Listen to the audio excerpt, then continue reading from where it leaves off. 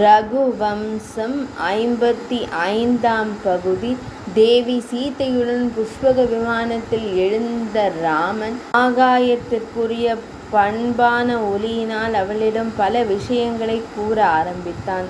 நீருக்கு குளிர்ச்சியும், நெருப்புக்கு வெண்மையும், மண்ணுக்கு நறுமணமும் தன்மைகள் அப்படியே ஆகாயத்தின் தன்மை ஒலி.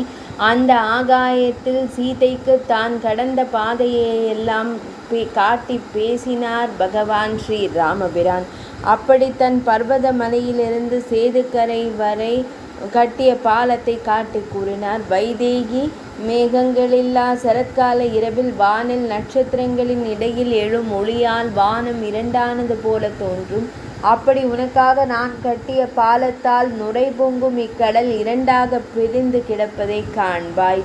இந்த சமுத்திரம் எப்படி வந்தது? நமது முன்னோரான சகர சக்கரவர்த்தியின் அஸ்வமேத யாகத்தினை தேவேந்திரன் தடுக்க முயன்று அதனால் கபில முனிவரிடம் சகரர் ஒப்படைத்த அஸ்வமேத யாக குதிரையினை தேடி சகர மன்னரின் வாரிசுகள் பள்ளம் தோன்றி பாதாளம் சென்று அந்த மோதலில் கபில முனிவரால் எரிக்கப்பட்டனர்.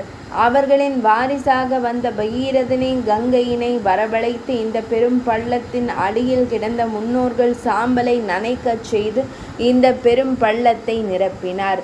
அந்த பெரும் பள்ளமே சாகரம் என்றாயிற்று. இந்த சமுத்திரம் சகர புத்திரர்களால் உருவானதன்றோ? இந்த கடலில் இருந்துதான் மேகங்கள் கரு கொண்டு உலகை காக்கின்றன. இந்த கடலில் இருந்துதான் இரத்தினங்கள் விளைகின்றன. பெரும் வடவாக்னியும் இக்கடல் உள்ளேதான் இருக்கின்றது.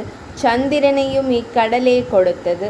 மத்ஸ்யாவதாரம் முதல் பல அவதாரம் எடுத்த பகவானின் தன்மை இவ்வளவுதான் என்று கூற முடியாதது போல பெருகுதல், குறைதல், பொங்குதல் என பல வடிவினை காட்டும் இந்த கடலின் ஆழமும் எல்லையும் இவ்வளவுதான் என்று அறுதியிட்டு கூற இயலாது. யுகங்களின் முடிவில் எல்லாவற்றையும் தன்னில் அடக்கி அரிதுயில் கொள்ளும் பகவான் ஸ்ரீ மகாவிஷ்ணு தன் நாபியில் இருந்து எழும் கொடியின் தாமரையில் பிரம்மதேவரை தாங்கியவராய் இந்த கடலில் மேலேதான் பள்ளி கொண்டிருக்கின்றார். இரு தேச மன்னர்கள் சண்டையிடும் போது தங்களில் வலியவனான ஒருவனிடம் அடைக்கலம் வேண்டி சரணடைவர். அப்படி தேவேந்திரன் மலைகளின் சிகரத்தை வெட்ட வரும்போது அம்மலைகள் இக்கடலிடம் சரணடைந்தே மூழ்கி தப்பின. தன்னை சரணடைபவரை, தன்னை நம்புபவரை காக்கும் சக்தி இந்த கடலுக்கு உண்டு.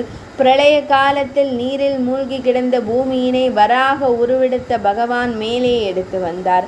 அப்போது இந்த கடல்தான் அந்த மணப்பெண்ணுக்கான அழகிய மெல்லிய முகமூடி துணியாயிருந்தது.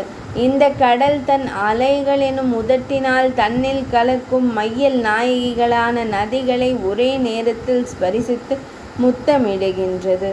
அப்படியே தன்னை முத்தமிட்டு சுவைக்கவும் அனுமதிக்கின்றது. வேறு எந்த மையலுக்கும் இப்படி அமைவதில்லை. இக்கடலின் பெரிய திமிங்கல மீன்கள் ஆற்றின் முகத்வாரத்தில் வாயை பிளந்து அப்படியே நதியின் நீரை உள்வாங்கி பின் வாயினை மூடி அந்த நீரினை மட்டும் வாயின் துளையால் வெளியிட அந்த மீன்கள் சல்லடையிடப்பட்ட அரிசி போல் அதன் வாயில் தங்கிவிடுகின்றன. இப்படி அந்த திமிங்கல மீன்கள் உணவு பெறுகின்றன. நுரைகள் நிரம்பிய இந்த சமுத்திரத்தில் இருந்து திடீரென எழும் நீர் யானைகள் கடல் நுரையினை இரண்டாக பிரித்தபடி எழும். அப்போது அந்நுரைகள் அதன் செவிகளோரம் சாமரம் போல அழகாக தோன்றும். கடலின் பாம்புகள் கடற்கரையில் காற்றுக்காக வந்து படுத்திருக்கும். அத்தனை பெரிய நாகங்களை காணும் பொழுது கடல் அலைக்கும் அவற்றுக்கும் உருவத்தில் வித்தியாசமில்லை. நீண்ட பருத்த கடல் நாகங்கள் அலை போலவே தோன்றும். ஆனால் அந்த நாகங்களின் தலையில் உள்ள இரத்தினங்கள் சூரிய ஒளியில் சிவந்து மின்னுவதால் அவை நாகங்கள் என அடையாளம் காணப்படும். தேவி சீதையே, உன் உதட்டுடன் போட்டியிடும் பவளம் கடலில்தான் விளையும். அங்கே பவளம் வளரும். உயிர் கொண்ட சங்குகள் ஆங்காங்கே அசையும். திடீரென எழும் அலையால் சங்குகள் பவள திட்டுக்கள் மேல் வீசப்படும்.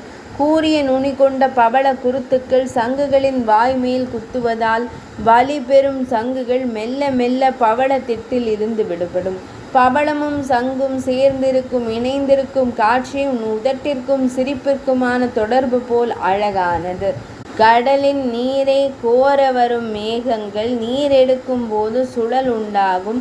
அந்த சுழலோடு இணைந்து மேகங்களும் சுழலும். அக்காட்சி முன்பு மந்தார மலையினை கொண்டு கடலை கடைந்த காட்சியினை மலையும் கடலும் சுழன்ற காட்சியினை நினைவுபடுத்தும். இக்கடல் இரும்பு சக்கரம் போல் உள்ளது. அதன் கரை சக்கர விளிம்பு போல் உள்ளது.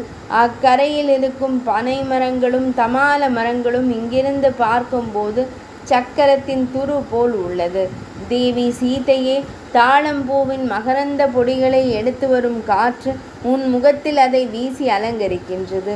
அதனால் உன் கோவை பழம் போன்ற அதரத்தை நான் சுவைக்கும்படி உனக்கான அலங்காரத்தை அதுவே செய்து நேரம் அதை மிச்சமாக்குகின்றதல்லவா? என் மனதை இக்காற்றும் அறிந்திருக்கிறது. நாம் 100 யோஜனை தூரமுள்ள இக்கடலை விமானத்தின் வேகம் காரணமாக நாம் நொடியில் கடந்துள்ளோம். இதோ காண்பாய், இக்கடற்கரையின் அலைகளால் கரையில் மோதி உடைக்கப்பட்ட சிப்பிகளில் இருந்து முத்துக்கள் கொட்டி கிடக்கின்றன. பாக்கு மரத்தின் பெரிய குலைகள் பாரத்தால் வளைந்துள்ளன. யானையின் துதிக்கை போன்ற தொடையும் மானின் கண்களும் கொண்டவளே, திரும்பி காண்பாய். நாம் கடந்து வந்த பாதையினை காண்பாய்.